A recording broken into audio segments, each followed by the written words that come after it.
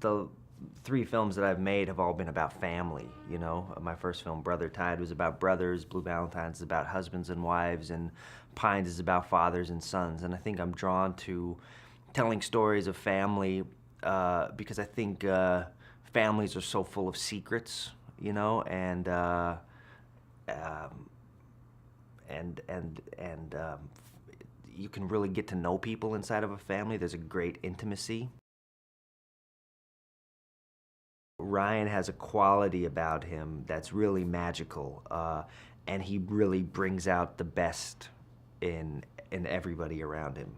He brings out the best in the actors he's with. He brings out the best in me, the directors he's working with. He brings out the best in everyone, and you know, you know, you see it on the streets of New York. He saves people from, you know, breaks up fights. He's just a magic person, you know what I mean? He brings the magic in the world. And so working with him is great because when you're making a film, it's nice to have nice to have magic. I started writing the script you know, for specifically for Bradley, and uh, you know, working with him on the film was just a revelation, really. You know, we shot in the summer of 2011, and he, you know, for everything that Ryan and, you know, Michelle had done, you know, that my experience with them on Blue Valentine, and, you know, and then my experience with Ryan, because we shot Ryan's part of Pines first. You know, when Bradley came on, it was this.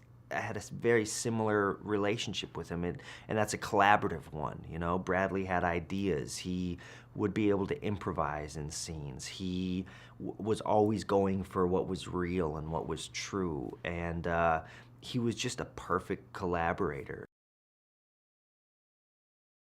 I was looking at a lot of unknowns, a lot of raw talent again, and Ryan says, well, why don't you look at Ava? And I was like, okay, good idea, because Ryan and Ava had been friends for about 4 years or something, and so I said, all right, I'll give her an audition, you know. So she came to an audition, and she was wearing a pair of 1990s jeans, and she had an old ratty t-shirt on.